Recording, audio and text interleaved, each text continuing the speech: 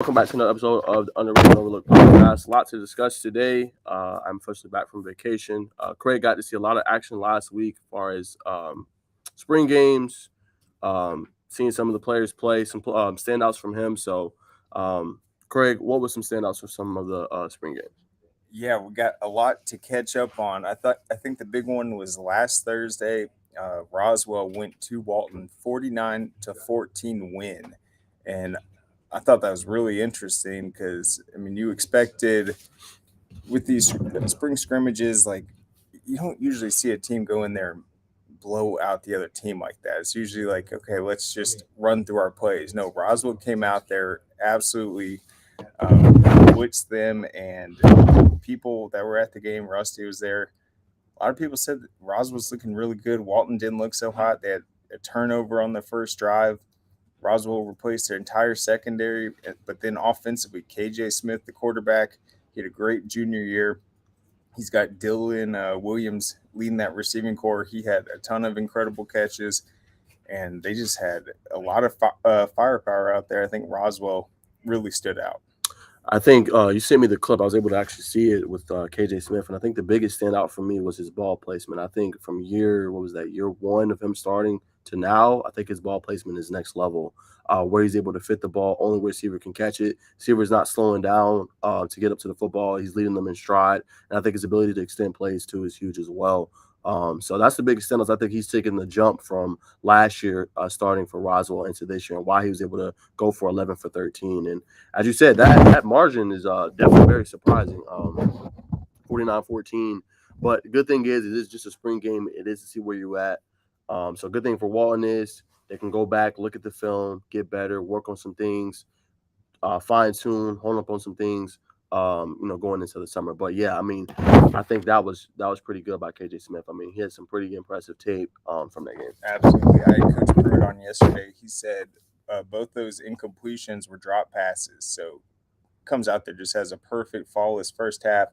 And then you look at the Roswell offense, they have Nakai Davenport returning this year. He had 1,900 rushing yards last season, 23 touchdowns. Said he's up in speed. He's packed on 15 extra pounds. They're really going to be able to stretch out defenses sideline to sideline. And when you saw that clip, you have KJ Smith's mobility, Yep. his ball placement, and then a lot of these receivers can just go on those quick slants. Last year, watching Roswell, I think a game that stood out was the Centennial game. Centennial was a pretty good team. Roswell had 5 one-play drives offensively, Mm. one-play touchdown drives. That's how explosive they were. So I think they're really well coached and well prepared, and that was one of the things they did really well last year was score first, get ahead of the other team. That certainly was the case against Walton, who got stunned.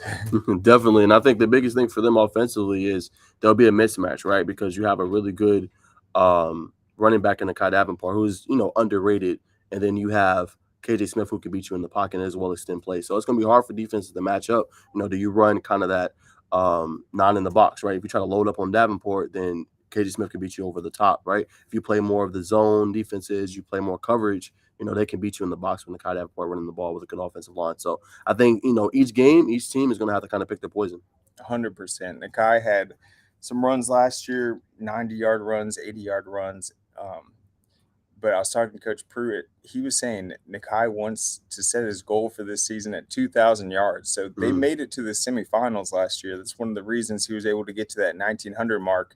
They're going to have to make another deep run for him to go to 2,000. But I think that's interesting to hear because it's not Nakai saying that his goals are to lock down a scholarship at the next level. He's eyeing a 2,000-yard rushing season. That would put him near the top of the state standings, and that would be a really big deal, especially with all those weapons offensively. So Roswell obviously has a really tough schedule they're going to play. Denmark, Milton in non-region. They got BT in the region play, some other big-time opponents, but I think we're going to see them play some big matchups early, and that Milton-Roswell game is going to be something else. Totally agree with you. I can't wait. And then we had another big game, Kel versus Peachtree Ridge. Peyton Zachary and Kyle Vaca both scored touchdowns in that one. But just what stood out for me from that performance, 5A, kind of playing against the 7A program that's, trying to right the ship, trying to get better. Peachtree Ridge, I believe they made the playoffs last year. But just what's thoughts to you in that game? It's everything that we said. Okay, if Kel does this year, they're going to be next level. They're going to take that big jump, and we saw it in that scrimmage. Peyton Zachary's touchdown in that game. If you haven't seen the clip, people go and check it out. He catches. They're in the red zone, catches a nice slant. He's got like three Peachtree Ridge defenders in front of him. Spins out of a tackle, reaches across the end zone. That's what stood out about him. He's not the biggest receiver, No. but he has It's explosive. Yeah, he's got so much explosive ability, and for him to get in the end zone like that, it shows okay, he's ready for a big sophomore season. He catches it anywhere near that end zone, he's going to get in. And then what did we say about Kyle? It's the senior year. This is about him adding the size to his game, that explosive speed's already there. He has great hands, and then we saw it. He ran right through the defender on a go route. He had a pass interference on him another time where he got hit, still hauled it in. I think that physical combination between Baca and then just the shiftiness, explosive ability of Peyton Zachary, and then the arm talent of Bryce Clavin is exactly what we wanted to see, and we saw it in a big way. Game one, first time in a Kel uniform. No, I totally agree with you. I mean, like I said, we've been talking about their offense all season long, what it would look like. Got kind of a glimpse of it in the spring game for them. And I think it's going to be, really good to see how explosive can they be. Can they continue to build on that? And then, like I said, they have those weapons now going forward, along with Peyton Zachary, Kyle Baca, who is also a downfield threat and can beat you over the intermediate routes as well. So I think it's going to be really interesting to see what Kel can do out there in 5A. 100%. And yeah, the big thing is them both scoring touchdowns in this scrimmage. It's the first time they played against another opponent together. It's like, okay, we know that these receivers, I mean, Peyton Zachary, what he did last year, All-American as a freshman. Kyle, he was on Johns Creek, 800 yards, all region. The fact that they both come out their first game together, Bryce hits them both for touchdowns, that is a great sign for the Longhorns. Definitely. And then you had a major recruiting news. I'll let you reveal it, Craig, for a Mill Creek player. Picked up a major offer. I'll let you reveal where that's from. Yeah, Justin Content picked up an Akron offer. And, man, I've been looking at kind of the Mill Creek pages. They've had a really busy spring. I think it's interesting, though. It's like last year, Hayden Clark took him a little while to start picking up the offers, a great quarterback. Obviously, Caleb Downs had all the offers. He's going to be a superstar. His entire family is, for that matter. But Mill Creek has so many players that were a part of that championship team last year that didn't really get the attention, or maybe they didn't get the offers yet, that were underclassmen. Trajan Greco, a perfect example, reminds me of Mike Matthews over at Parkview with just his playmaking ability. I think it's a big sign. And Mill Creek, they're going to be opening up the season against North Gwinnett and the Corky Gale. Cannot wait for that one. But I think that's just the big thing. This Mill Creek team, people are going to think, oh, they don't have Caleb Downs anymore. They're going to be absolutely loaded again. I'm looking at some of their off-season workout videos. They're doing next-level drills, really high-capacity training stuff. It's not just running sprints for no reason. They're really working on the footwork, the explosive ability. And I think Coach Lovelady and his staff, they are outstanding. They're changing the game, and they're obviously going to have a target on their back this season as the defending champs. They surely will. And as you mentioned, they got a lot of talent, right? Justin Constant, as you mentioned, Trajan Greco, Cam Robinson at the running back position, picked up the transfer King Joseph Edwards. They're going to be really, really intriguing to see. I think, as we've been mentioning, this biggest question is what steps forward can Shane Thogmartin take as the quarterback leading the team next season? We already know they're deep in analytics with head coach Josh Lovelady. How would that offense look going into next season? It just seemed so crisp and fluid last year. What steps can they take forward next season being the defending champions? And as you mentioned, target on the back. I want to say one more thing about Justin Content. So, I mean, that senior class last year for Mill Creek, they were really special. But Justin, what did he do in the state championship game? Stepped up, 80-yard touchdown.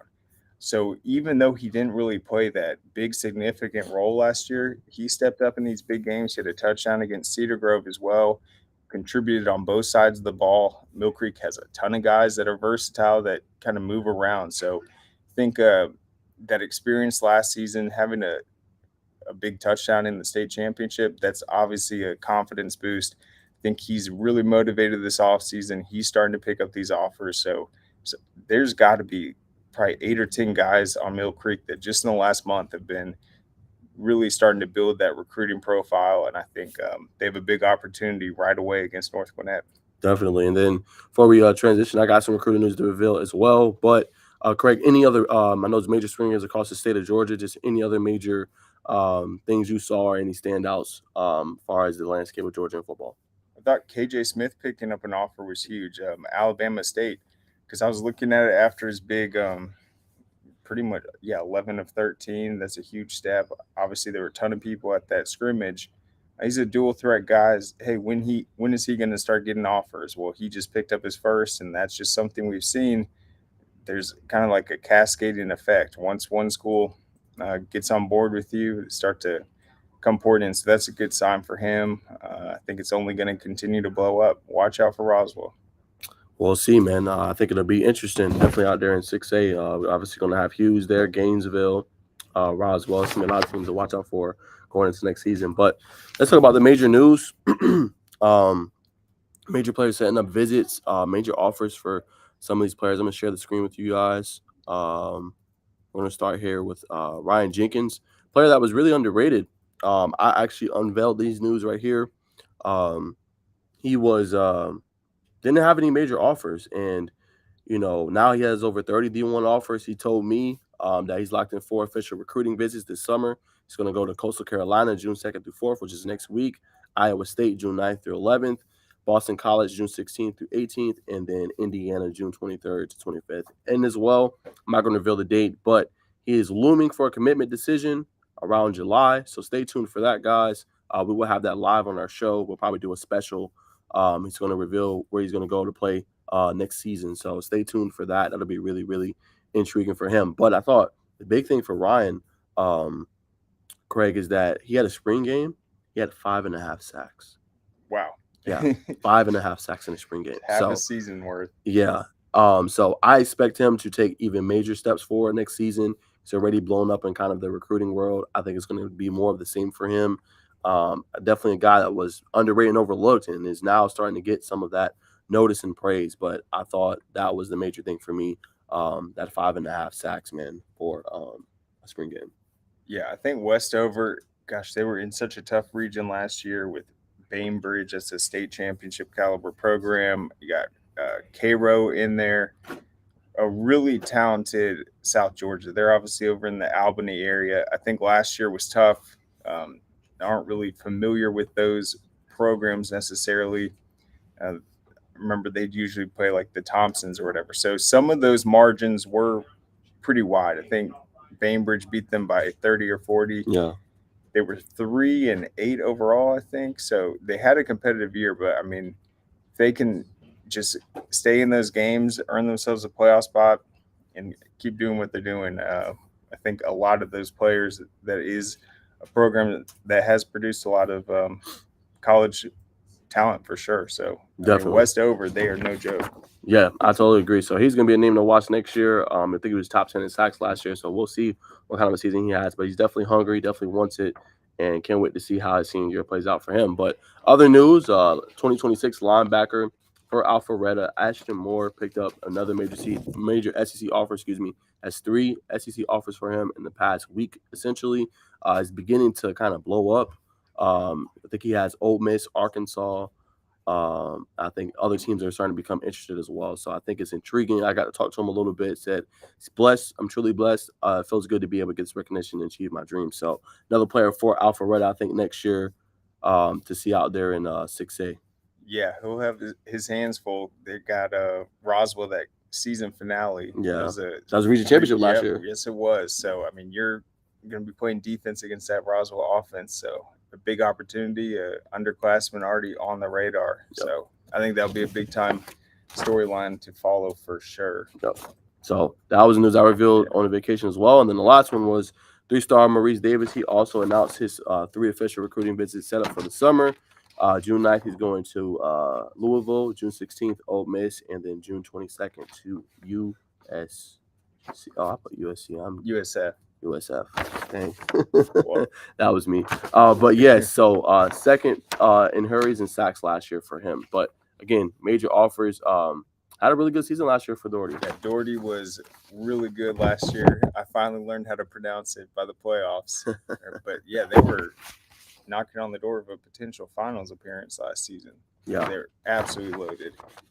Yeah, they are. So got to watch out for next year, kind of the game record, edge rusher for them. I expect for him to continue to have a big season next season as well. But that's what we got on the recruiting show. Make sure you keep it tuned. Follow us on our Twitter handles. We'll be revealing, major news. And obviously this year we plan to have some major commitment decisions on our show. So definitely stay tuned for that. And that's what we got as far as recruiting. We do got a question that came up from the audience. Says, this just came up, but do you think those 5-star recruits for Texas A&M will pay off and will compete for a natty against Georgia and SEC, or they continue to play like Kentucky? I think it's too early for me to say. I think the major thing with them, they have the star talent and the players coming in. They got another player from Georgia coming in next year, DeBron Gatling. It's going to be coaching, right? It's going to be the development. It's going to be buying in. It's going to be the camaraderie with the group. I think this is the biggest thing for them. It's hard for me to say will they compete yet because Jimbo Fisher's obviously a national championship coach, phenomenal. But we saw last year, right? Texas A&M was supposed to be better, supposed to be more competitive in the SEC West, but they kind of faltered on that, right? They had that major upset early in the year against a non-Power 5 school. So I think the biggest thing is what kind of growth will they take for it, and we've seen a lot of transfers coming in and out of their program last season or so. So I think it'll be interesting to see, can Jimbo Fisher, with the group that he has, get the most out of that 5-star talent? I think that's a great question. The way I see just from a basic level right now, I think Georgia, gosh, how good they've been the last 2 years. I think it might take them a couple games in to even get back to that level. I'm not saying they took like a huge step back, but I don't think they're better right now than they were this last season or the season prior. I think there's a lot of other teams that have gotten better, so I think that makes them more competitive off the bat. I don't know if Texas A&M can make a run to an SEC championship. I wouldn't go that far right now. I tend to like the Alabamas of the West, but we'll see. Got you. So that's what our thoughts on that question there. But Craig, you had some major news I thought was interesting, kind of the growth that South Carolina has had. Great finish to the year last year, right? You're able to beat some good teams, Clemson, Tennessee. They did lose in the Gator Bowl, but I thought they finished the season how you want to finish and built some momentum going to the spring and then to the summer. So top 10 2024 recruiting class. So just what do you think about some of the players they've been getting? Yeah, it really is huge and important. So off the bat, I mean, the final week of the college football regular season, rivalry week, obviously Georgia plays Georgia Tech. You got the Iron Bowl. This South Carolina Clemson game, it has the potential to be one of those top 5 rivalry games. Last year, South Carolina was surging late in the season. They're coming off the big win over Tennessee. Who else did they beat right before that? I forgot. But then, yeah, they had the win over Clemson, got a bid to the Gator Bowl. I think the recruitment has been going up. You look at a couple years ago, they were number 56 in the nation in terms of their class. They're at number 9 right now, looking pretty strong, and they haven't been anywhere near that. It would be the first time in over 15 years they've had a top 10 class. They seem to be doing pretty well. They got Michael Smith from Calvary Day, the big tight end, two-way player. We saw him last year with the quarterback Jake Merklinger. He is college ready for sure. Calvary Day had to make that big jump, but what I like about him is Jake Merklinger, he started as a freshman. Michael Smith pretty much got in the mix as a freshman. 6'4", 240-pound tight end. That'd be a huge get for them. We know he's legit. He's going up against the Cedar Groves, all these big-time programs. You have Wendell Gregory from Walton, the linebacker. So I think they're doing a good job in a lot of these different states. They've got some Georgia guys on there, but them being in the top 10, them having that annual showdown with Clemson, it's huge. South Carolina has an opportunity. The East has been a one-man show. How good will Florida be? They've got to be able to get over the teams like Missouri. They lost that game this year, but I think the opportunity is there. I agree with you. I think they've done a better job recruiting-wise. They've been able to get some players in the transfer portal. They landed Spencer Rattler. We'll see what season he has going into next year. But again, I think you said it right. Being able to get the top recruits, I think, in your state is also very important, right? You're obviously going to be competing with Clemson, but you can land some of those top recruits from your state. and go there. And I think, like you said, the biggest test, can they beat some of those teams in the East, right? Can they beat the Kentuckys of the world? Can they beat the Missouris of the world? Those are the teams you're going to have to be able to beat if you want to have a chance at contending for SEC, East title, if you want to take the throne from Georgia, and as you mentioned as well, Florida. So I think they've been doing a good job. This year will be definitely interesting to see how they come out, right? They struggled out the gate early, but finished really strong, right? So if they want to be able to contend and have a better bowl game and maybe contend for SEC East title, they're going to have a better start to the season. Absolutely. And last year they finished, this is the class of 2023, number 17 overall. And we saw some of these guys play, and I think they're the real deal. Bakari Swain, remember him at Georgia Elite? By far the best player on the field. Yep. By far, without question, the biggest playmaker. Yes. He was just burning dudes, making plays nonstop. Dontavius Braswell, Washington County. Trayvon Bowe from Pace Academy, a big 6'3.5", 315-pound offensive lineman. So they've been doing a good job. CJ Adams, speedster from Pebblebrook, a big receiver. So they definitely have some talent coming from Georgia. They've done well in the transfers. They finished last season strong. I think it's a definitely program heading in the right direction. Totally agree with you. I mean, great point and great breakup by you. Can't wait to see how they're going to look. And then you have some other news. Cincinnati class of 2024. They had, I think they only made the college football playoff once ever in their team history. So, just what have you seen from the recruiting class, and what steps forward you think Cincinnati could take in the AAC? Yeah, well, they have some big time games this year. So this is a huge, pivotal, game changing year. They're entering the Big 12. They're going to play their first ever Big 12 game is going to be against Oklahoma early in the season. You're going to find out early. Yeah, so I mean that's huge. They haven't played Oklahoma since 2010. They're 0-2 all time, and a lot of these Big 12 matchups are going to be the first time they play these teams in a decade. They don't really have a good track record against a lot of them, but I think Cincinnati's come a long way in the last several seasons. And then you look at their current recruiting class. Here's the big question. Are they going to be able to hold on to some of these big names from Georgia? Or is a program like Georgia Tech, who's been really aggressive, going to try to steal some of these guys? But so far, they've got 10 commits. Overall, they're number 19 in the country for this 2024. That's really good, being in the top 20. But Quay Birdsong from Troop. It's a big pickup. Yeah. Huge impact player, 6'2", 200 pounds, super athletic, one of the better pass rushers and linebackers in the state. Cale Woodburn from Houston County, really explosive slot receiver. We all know what he's going to be capable of this year with Antoine Hill at quarterback. And then Daniel James, great cornerback from McEachern. And then this is the player I wanted to talk about, Dakari Anderson from Perry. I talked to their coach, Kevin Smith. Dakari's been starting since a freshman. Perry is a program surrounded in that middle Georgia area with the Peach Counties, the Warner Robins. They've never really been that premier program. Well, they've won 3 straight region championships, and Dakari's been starting every single year since his freshman season. And Coach Smith said he's never had a player that has taken more snaps per game. He's playing every play offensively and defensively for them. This is Dakari Anderson. And then last season, his numbers at receiver were just insane. Ended up having 1,096 yards, 11 touchdowns. So while playing every snap on defense. So I think Cincinnati, can they hold on to Dakari Anderson, these other big names from Georgia? I think they'll be safe with some of these Ohio in-state commits they have. Cincinnati, the Bearcats are really popular, but they want to start pulling some Quay Bird songs and big-time Georgia recruits. They're going to have some competition from Georgia Tech and all those other in-state schools, which have also offered. Totally agree. And I pose a question for you, Craig, and what you think is the biggest discrepancy as far as teams like a Cincinnati or a team from the Big 12 when they play against some of the upper echelon competition and the SEC, from the Georgias, the Alabamas, the LSUs. How can they close that gap and contend more instead of SEC schools, besides maybe 1 or 2 ACC schools winning it every year? What do you think those schools need to do to kind of shore up the discrepancy of dominance?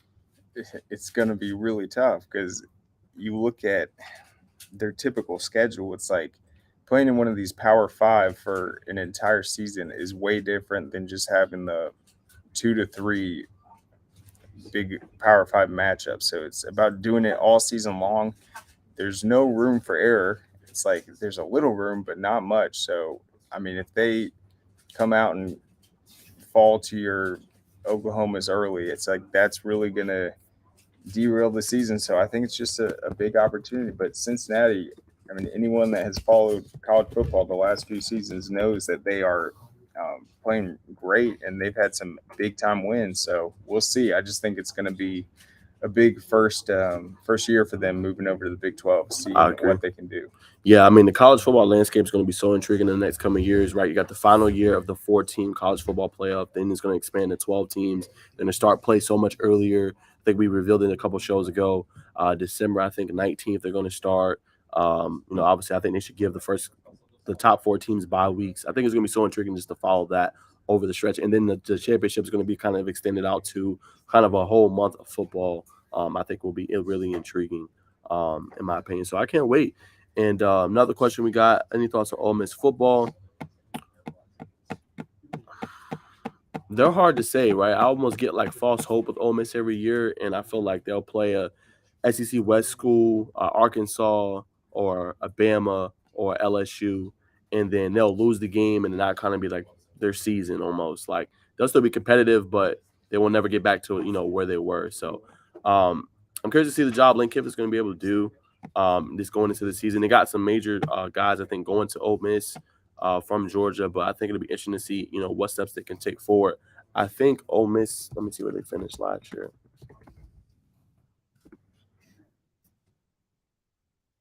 Yeah, it's like I think Lane Kiffin does a good job. It's just like sometimes it's almost like they try to do too much and they'll have like a big time win, but I mean they lost some really close ones last year. I know that, but Let's see. We're gonna look at it real quick. Dave, kind of give yeah, you they a. got Caden Lee from Kennesaw Mountain. That's gonna be interesting to see. Okay, so yeah, last year they were 4-4, 8-5 overall. It's not a terrible record, but the big thing with Ole Miss, right? They lost 4 straight games, which is obviously not where you want to be to finish the season for them. I'm trying to see if I can pull up their Yeah, schedule, I think but those were all close. okay, let's see. I'm trying to pull it up.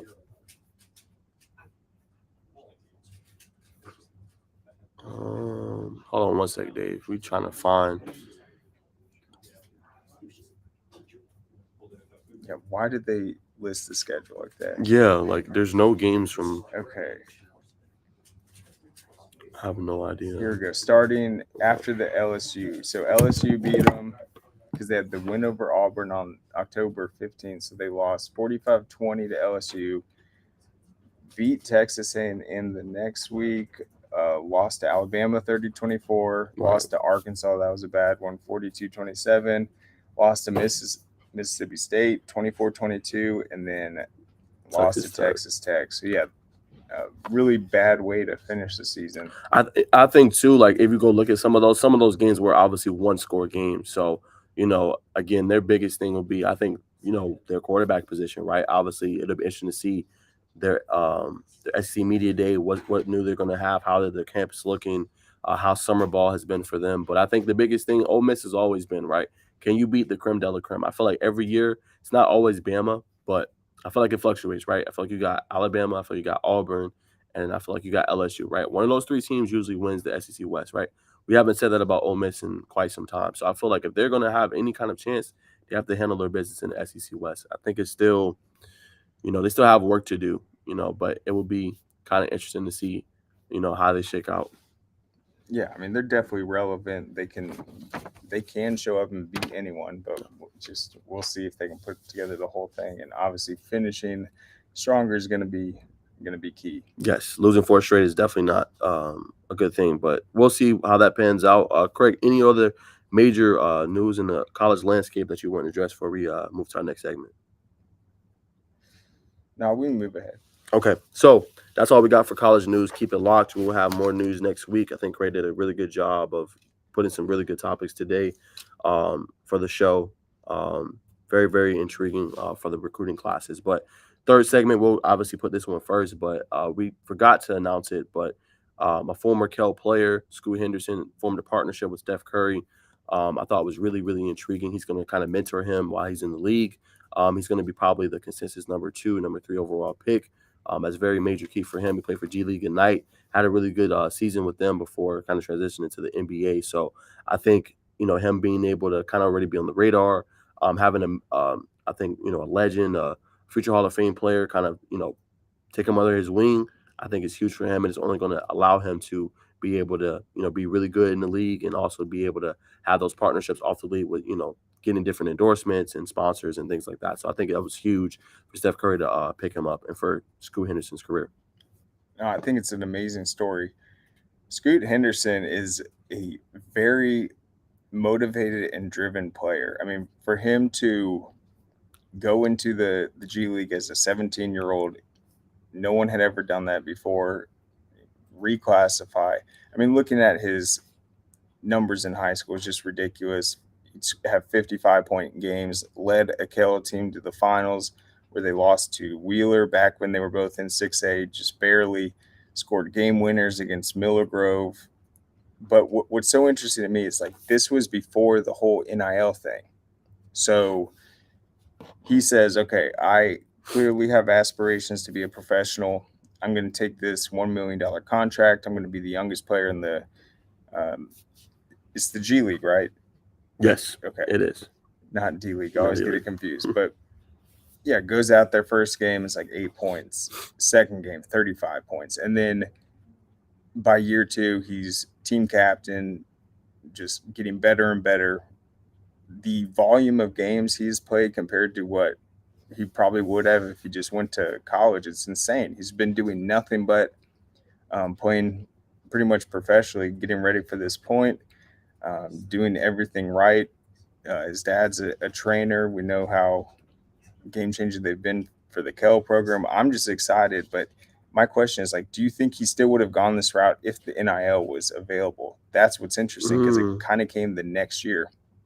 You know what? It's such a good question. I don't think he would have. I think he would have went a different route. I just think now it's more enticing for a player to stay in college longer, especially with NIL, because you're almost making the same contract you would have before you even get into the NBA. And it's kind of like, if you think about it, Craig, like your first contract in the NBA is decent, but you're not making that money, that major money into your second contract. Not saying it's more probable for you to get to the second contract in NBA compared to other sports, but I do think that he probably would have went a different route. And I think that's why you see kids are going to kind of there. Like, think about it. Like, just real quick, we can bring up Bronny, right?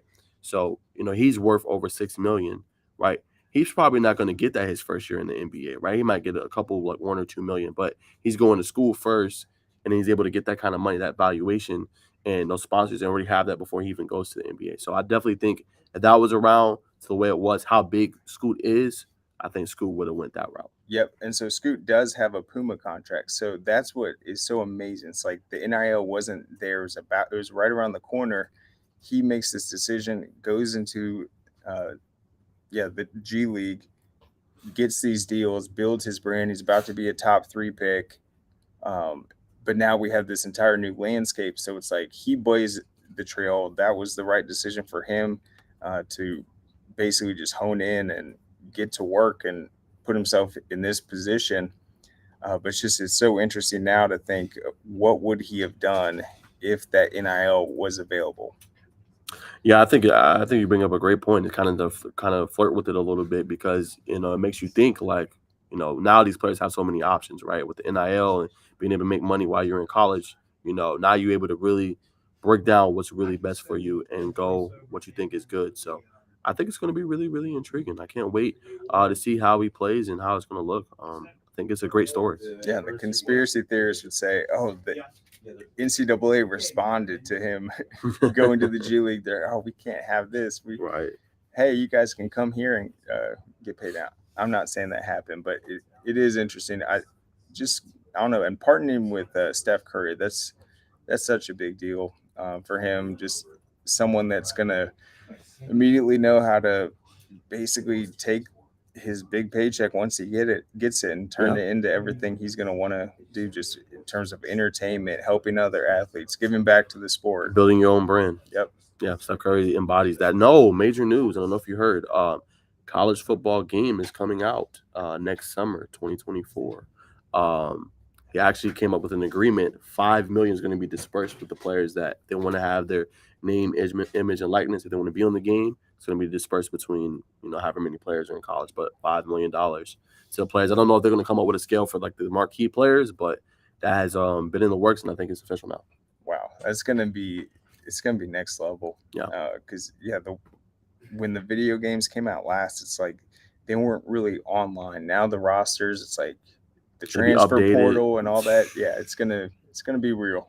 Yeah, it's gonna be crazy if you think about it. I mean, can you imagine? And then like the dynasty mode, and then the road to glory. Like it's gonna be so many different modes. And as you said, you have the online part, and now you can create a player and you can play with other people online. I mean, I think that's going to be huge, and it's definitely going to, once again, continue to help the programs, bring more notice to them, and also help the video game companies, and also help the players as well. Yeah, 100%. It will help the players. Yes. There were people that said like just the game FIFA alone, how that helped, like take obscure teams that people might not necessarily know their star players heading into the World Cup. It's like these people that love the video game FIFA. It's like, oh, I know that player now. So you're gonna have guys on this game where people that pick it up and play it, they're gonna know them now, and that will just only help them raise their profile. So yeah, that is a big deal. I agree. We're gonna keep it rolling.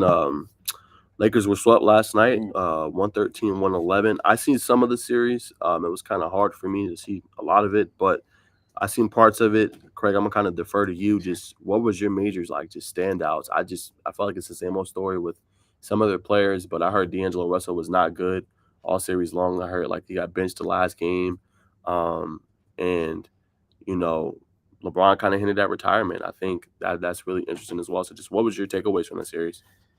I think I've been completely gaslit on this entire season by people. I watched it. It's like the Denver Nuggets they're a better team. Yeah, that's what everybody was saying. They put on a clinic, a literal clinic, defensively. The way once they got that lead in the second half, it's like LeBron was trying his best, but they were behind the shot clock. No one was making any shots. They just looked too comfortable out there, and they said they have a hit you first attitude, and that's what they did all series long. It was just like Jokic out there looking like a monster. I mean, it's just people are saying that this team isn't going to win. You guys, they said that all year. I can never listen to these people again. They've broken my trust because I watched this series. I haven't really watched much of the playoffs. Yeah, and it's just like I'm watching Denver. I'm like, they are just so much better. I think the big thing is that everybody gets so enamored with kind of the major teams, the major programs, the historic teams, right? The Lakers, the Celtics, now more recently the Warriors. And I think if you're not a basketball fanatic, you didn't know how good really the Kings were this year, or the Nuggets, right? They just kept getting overlooked and overlooked and overlooked and overlooked. And as you mentioned, I think that was the thing. Like Denver's the best team, hands down. And this is a team that you think about it, they've been knocking on the door, right? They've had a couple years that they've gotten either they got swept or lost in the second round. They had one year they got to the Eastern Conference Finals against the Lakers in 2020, got close, couldn't finish the deal. But now they're back and they got that same core. A couple years, Jamal Murray was injured. Jokic kept, battling, kept the ship afloat. 2-time MVP now, can argue maybe even 3-time. But I think he's just an unstoppable force. And AD tried, but just the shots he hit, the level of difficulty is very, very tough. And I think he's just on the next level right now. And whoever plays him from the East, they're going to have their hands full, man. I mean, he is tough to stop. And the thing is, if you try to double team him, he's not a traditional big man, right? When you think of traditional big man, you think dominant, in the paint. No, like he can shoot the ball. He gets his teammates involved. If you double him, he's going to kill you with the passing. Sets up open looks, and that team has so much depth, right? Kentavious Caldwell-Pope, Jamal Murray, right? He's a star though. Aaron Gordon, Michael Porter Jr. What's the other guy named Brown, right? They have so many players that come off the bench. Braun. They have so many players that come off the bench that can just give them good minutes and that buys in defensively and offensively, and they knock down shots. Yeah, Bruce Brown. Thank I'm you. just watching Jokic. It's just I don't. He reminds me of just like some heavyweight boxer, like the Glitch or the Klitschko brothers. I think. I mean, he's just massive, and then they're able to just recognize the mismatches. It's like they've got some undersized player on the Lakers, then Aaron Gordon on there, and Jokic just here's an easy layup, here's an easy lob pass, and so the other teams just aren't built to defend No. against a team that is able on any possession to recognize where the mismatches are, and then have this big, gigantic, as I said, monster looking guy out there. This is bigger than everyone and can also shoot threes. I mean, it's just people were trying to say that this team like wasn't the real deal. I can't understand what they were watching this season Yeah. because I'm just like they are literally putting on a clinic. And then I mean LeBron, what he did in the first half, it's ridiculous. 31 points, He tried, man. and then down the stretch, I mean, no one can make a three on the Lakers. They didn't make one the entire third quarter, and then they just kept getting behind the shot clock, and that couldn't happen. And then you thought, okay, well, now Jokic has 5 fouls. This is their opportunity. But it's like, well, where's AD? Where is anyone to go at him? I did think Jokic did get a piece of AD's hand on that last play. I don't know if both charges should have been called, maybe one of them, but I don't know. He could have fouled out, and that was probably their only chance at that point. But it's just they were clearly the better team. Yeah, for sure. And obviously I took the Lakers in that series. I just thought AD was going to be able to play at a top tier level. He did have some good games in this one. Don't get me wrong, but like I said, and I talked to Craig before we got on the show. Just his level of consistency is just not what you want to see in your best player, right? LeBron's at an age where he's not going to be able to do what he did last night, right? He can do it every now and again, but he cannot do it that consistently anymore. Okay, so your best player has to be your best player, and that has to be AD. So I think for next season, like what the Lakers did, and we should commend them for their season 2-10, right? Was able to turn around, beat the Grizzlies, beat the defending champions. Most think they ended their dynasty. I'm not going to go that far and say that, but really good run for them. Unfortunately, got swept, but they got some good pieces, right? Rui Hachimura off the bench. Austin Reeves, a good playmaker with the ball, can get his own shot. I just think they need to get another piece besides like an AD, right? They need another guard that it can go get a bucket when you need it. Not saying Reeves can't; he has a great skill level, buys in defensively, but they need like another marquee kind of a player to kind of go get that shot. When AD's struggling or LeBron can't hit shots or he's struggling a little bit too. It is just, I mean, it was really exciting to watch. I thought last night's game was incredible, but Jokic is just such a unique player. It's just ridiculous. That step back three he hit over his head. I've never seen someone shoot a shot like that in my life. No, I mean it's next level. And he had man, AD on him, so it's like you've got to release that thing really high. He's basically shooting it from behind his head. Yeah. And just like the way he moves, he's just so massive. He's tough, and I mean, I know people were talking about the MVP this season. I just think if you're looking to build a team, it's like this That's what guy most is people are just saying.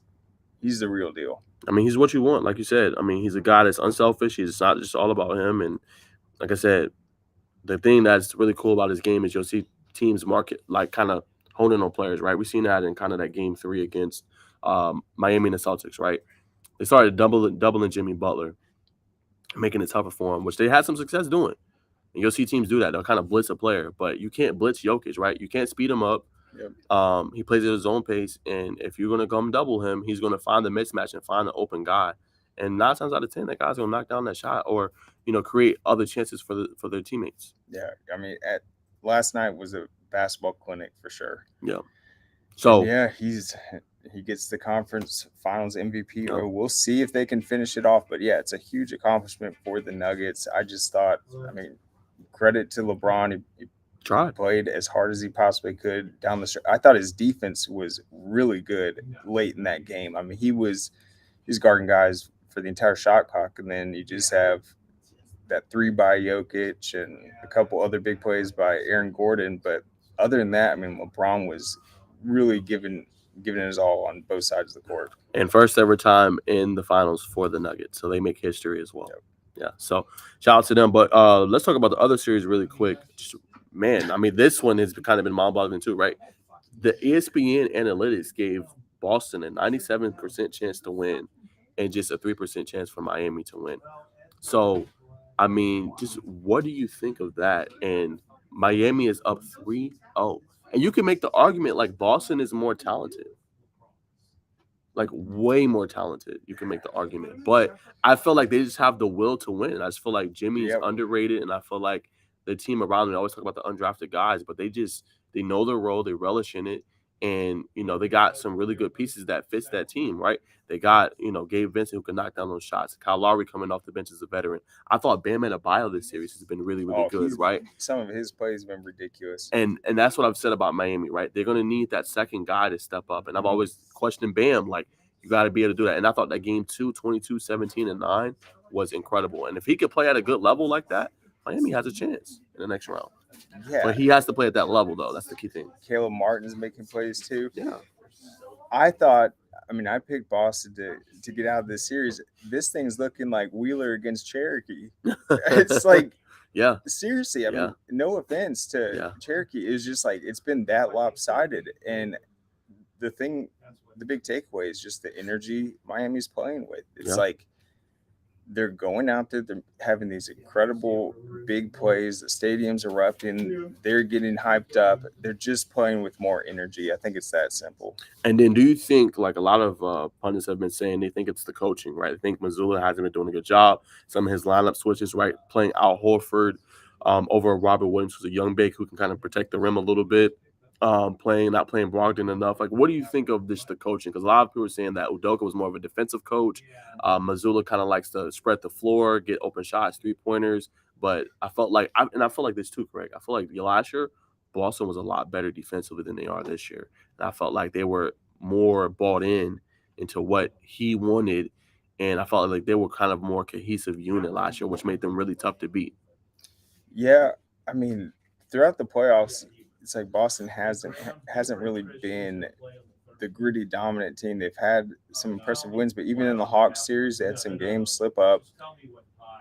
Miami's just going out there, and the way they ran away with that game 3 is just like there was no answer from Boston to stop the bleeding, and then just becomes a party. Just you got Bam slamming just like Alley-oops. massive dunks. Yep. You got them shutting down, making it difficult defensively, and Boston just can't stop the bleeding. I mean, I think they're going to get swept out tonight.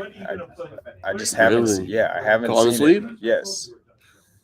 That'd be crazy though, bro. It would be. Two historic franchises It swept would in be, the but- conference finals, but I mean, I agree. I think that's going to be tough for The them. games have been too lopsided. And I don't see Miami slowing down at this point. Yeah. And I think it'd be a great finals. I mean, it's hard to think. I mean, number 8 seed, but Dude, that's incredible. I mean, Yeah. if you think about both, like their first ever finals from an 8th seed to the champion, like when is that ever done? no, it hasn't. Never. No. But it would so, be an incredible finals just from what seems to be a red hot team that's playing with extreme energy and excitement and confidence against a team that's just literally running a clinic on its opponents. yeah, I think it'd be incredible. I mean, hopefully we'll get my So biggest he still hope. thinks Boston is coming back. I mean, who knows? But obviously tonight's going to be huge. But would you be shocked if Miami comes out and wins by 12? No, not at this point. Nothing would shock you. No, Yeah. I mean, I took Boston too in that series, So but did I. I just think it's going to be Miami. I think they got all the momentum. Unless something miraculous happens, I mean, I think they're bought in, they're ready to go, and they got everything rolling. So I think that's going to be really, really interesting for them. But my biggest hope for the finals, I just want a good finals, right? We had one finals like this before, Milwaukee and Suns. It was a pretty good series, right? I just don't want it to be lopsided, right? The conference finals was lopsided. I wanted to be intriguing with both teams, laying on the line, couple game winners. You don't know who's going to win on a given night. I love things like that, and I think those are interesting. I think it would definitely be a good finals. If Boston finds a way to come back, I think that'd be a good matchup. And I think if Miami wins and they both sweep, or if they win later on in the series, I think it'd be really intriguing. And the storylines are definitely there. Can Denver continue, close out this incredible season? Or can a team like Miami basically make the East relevant again? I agree. Yeah. Yep. Well, two more things, and I'm gonna let Craig close the show with any last topics. But we had one question. He said, "Any thoughts on the Vinny Jr. situation and what you think La Liga should do going forward?" I think the biggest thing for them, it's happened too long, right? It's been happening all season long, and I thought that was extreme. They did suspend, put indefinite bans on the people that were watching, the fans. I think they need to get a hold of it, right? It's been too long for them um, to do something about it, and I think that's been the problem, right? Real Madrid obviously they didn't win their Premier League, I mean their La Liga title, but I think they need to do a better job of now allowing this to happen. He's been, had lasers in his eyes. It's been, words to him. It's been a lot, and I definitely think they need to do a better job of that. Yep. So you're talking about La Liga soccer? Yeah. Vinny Jr. I saw something on it. I did not look too much into it though. Yeah, they basically he was playing. They said some very racist things to him. Obviously, he's Brazilian, but just was it was so bad that he came. It was so bad that he came from out of the game and went to the fan. He didn't do anything to him, but he just said don't say that. Don't talk to me like that. So that's kind of there's been quite a few of those incidences recently. I'll look into it. I hadn't heard about that. Yeah. So that's my thoughts. They need to do a better job for sure. Yep. We've seen too much of that. So that happened last week. Yeah. Okay. I'll look into last weekend. Yep. But all right. Any other major things you want to talk about? Yeah, shout out to North Cobb Christian winning the baseball state title over Mount Perrin. That was a big accomplishment for that school. I think they've had a good overall year. 2A was really tough. And so shout out to the Eagles. And then we've got one more baseball series before the season's closed out. That's going to start today. That will be Class A Division II ECI against Clinch County, and then the school year is wrapped up. So go to scoreatl.com. We got that coverage for you there. All right, we're going to close out the show. It's kind of a little rowdy in here. So thank y'all for tuning in. Tune into another show. Next Tuesday, will be more and more recruiting news. And appreciate y'all tuning in. And I was always Dave, being a loyal fan. It's always supporting us. We'll be back for another episode. Definitely go to YouTube, our YouTube Score Atlanta, to get all the major news. ScoreTail.com for all the major announcements and all recruiting news. We'll see you guys next week.